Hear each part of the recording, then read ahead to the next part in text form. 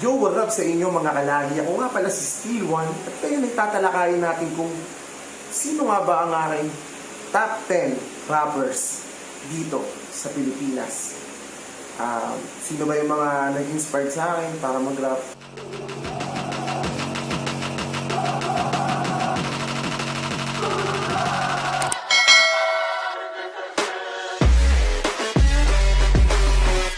Sa akin siguro unang-una si Glock 9, si Idol Glock 9. Kasi dati naalala ko, mga first year high school ako, grade 6. Kasi may cassette kami sa bahay, cassette.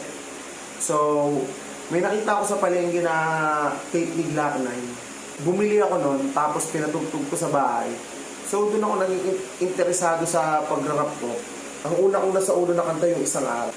Mabilis, doon ako natuto mag-tangwis. So ito nga pala info. Nung nagsimula ako mag-rap, marunong agad ako mag-tangwis dahil sa kanta ni Glock na Isang Araw.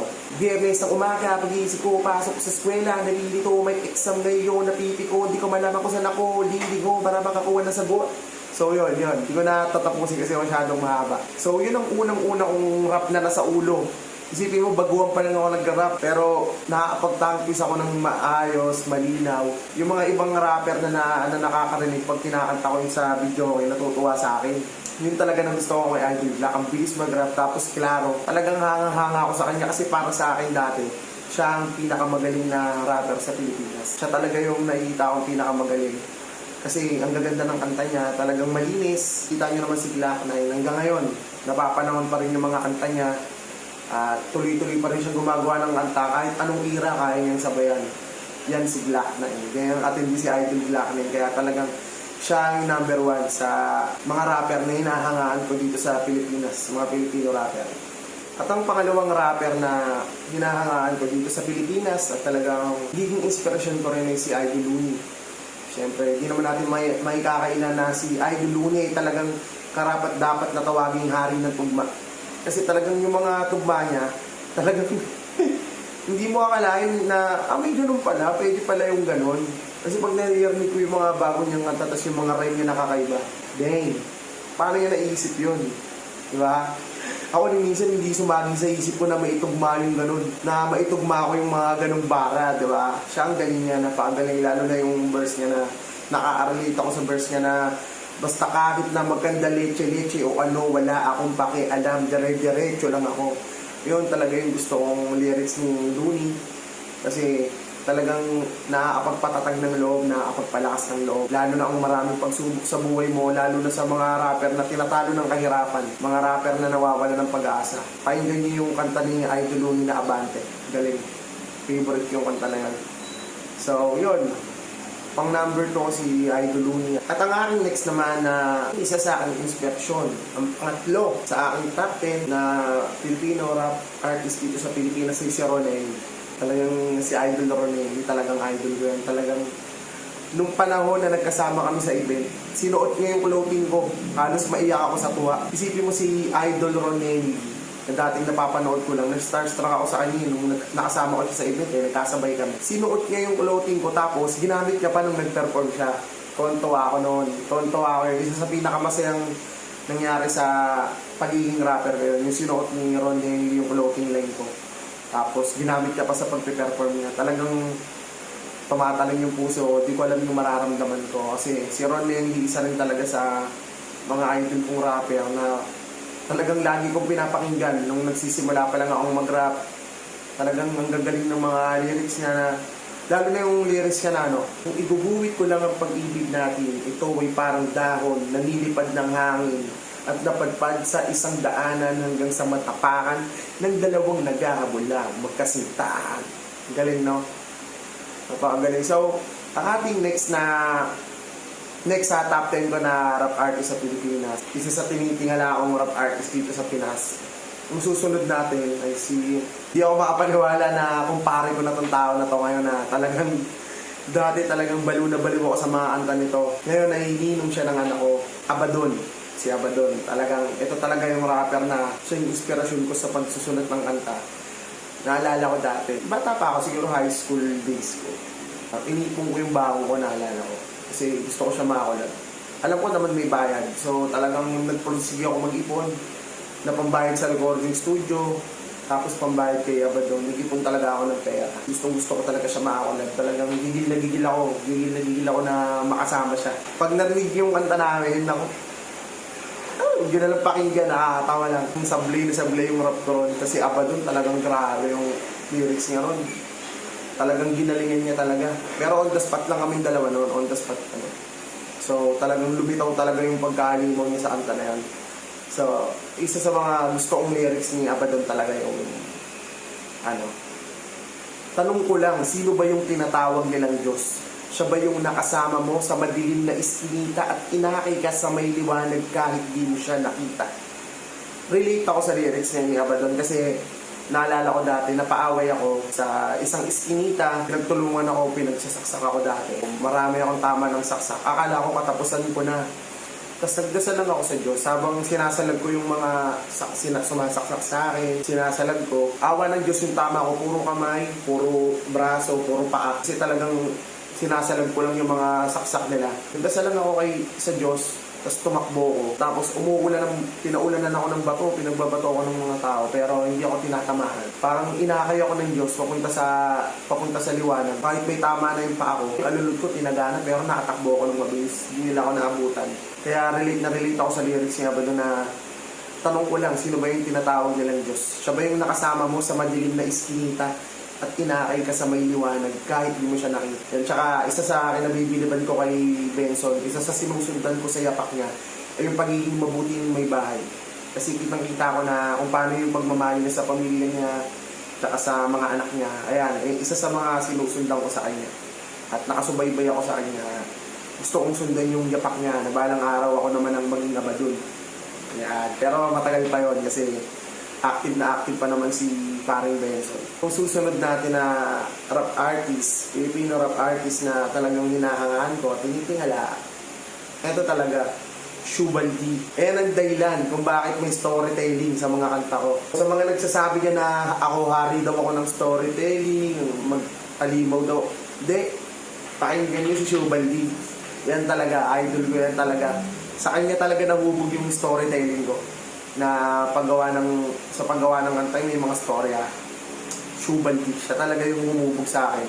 Pinaka gusto kong rap verse ni Shubal D yung di ko malaman kung paano ko ba sasabihin sa iyo na mahal na kita, natiyak ko na nga ang nadarama ko katulad ng ibigin ng aking ama, ang aking ina. At dahil doon sila ay nagkaroon ng anak na 8. Pang-ikapito, isinilang ako at dalangin ko sana ay para sa iyo.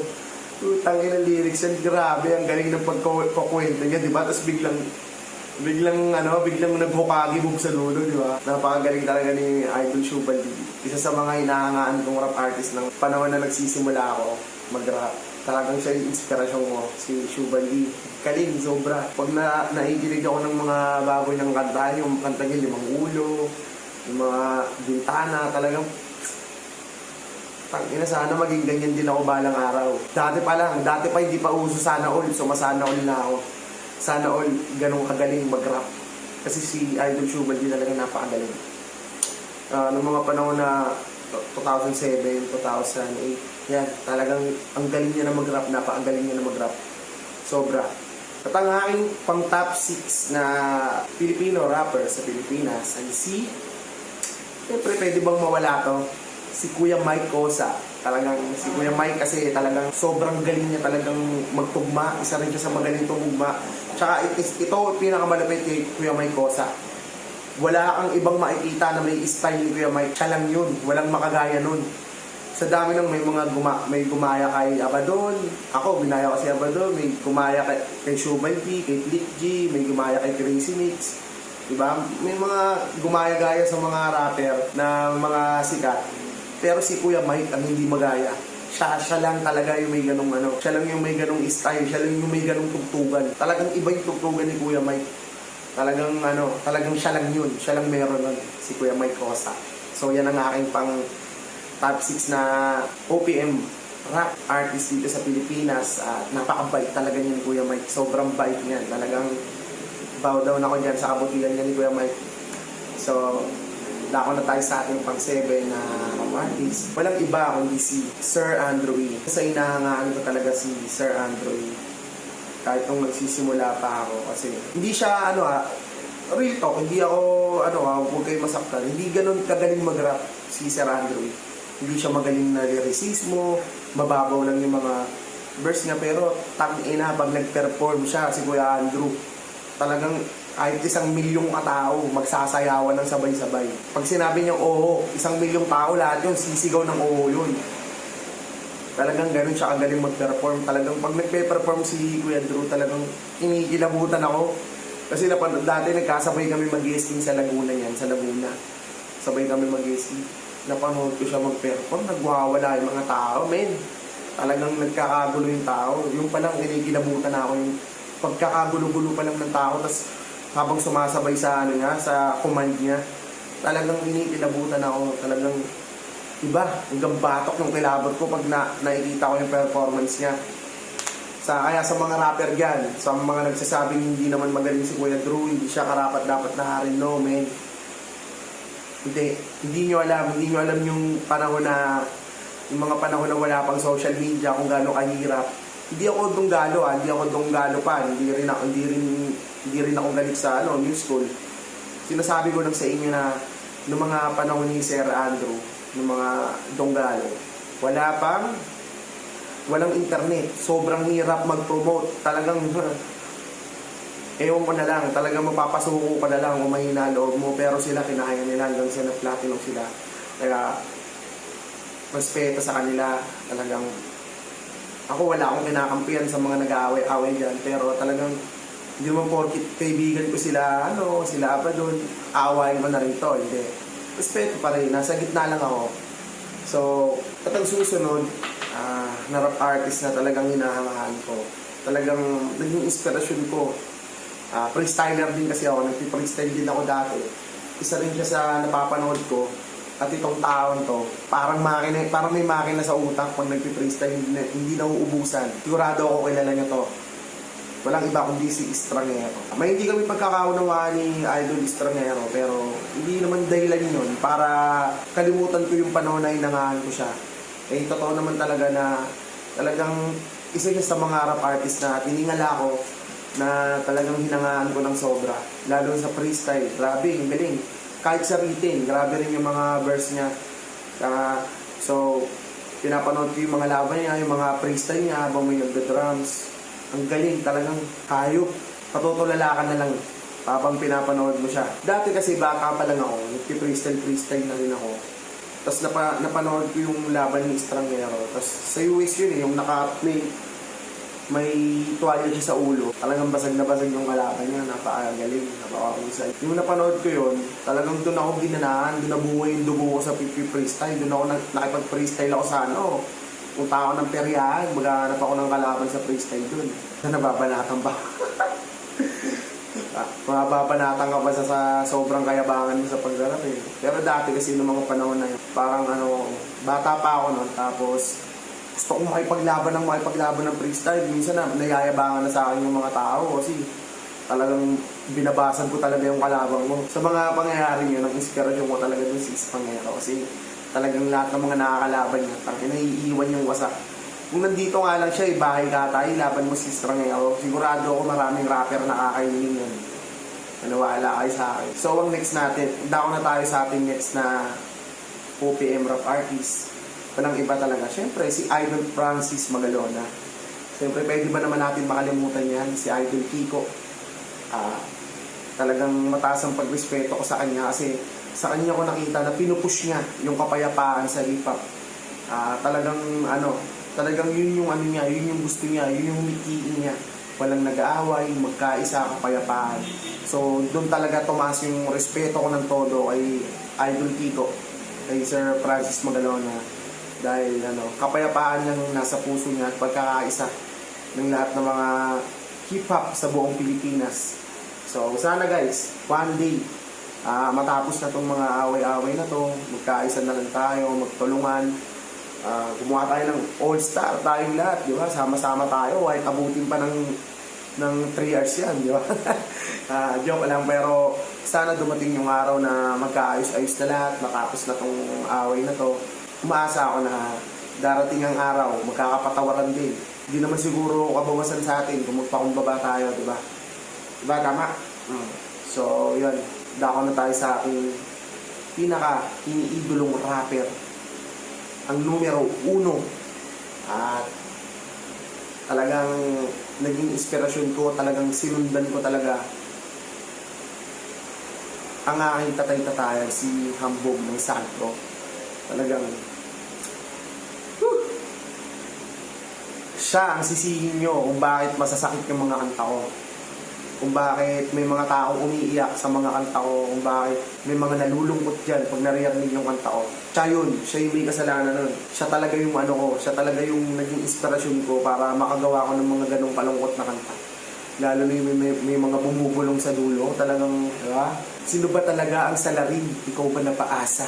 O ako na, nagkamali kang mahalin. Ganun bitaw ko na sa kanya ko yung nakuha. Yung mga ganung humihina bigla. Yung mga emosyon. Kasi talaga gusto ko kay tatay, Hambog, yung may emosyon. May emosyon yung, hindi lang siya basta nagra-rap. Yung delivery niya may emosyon. Kung ano yung sinasabi ng lyrics, yun din yung sinasabi ng pag-deliver niya, ng boses niya. Ganun din yung pagbigkas niya. Basag talaga yung puso mo pag narinig mo yung mga sad love song ni tatay. At ako, na-adapt ko na rin yung ganung style niya na napapaiyak talaga ng mga tagapakinig. Kaya, huwag niyo kasi sisihin kung bakit ganun yung mga kanta ko na ano ko.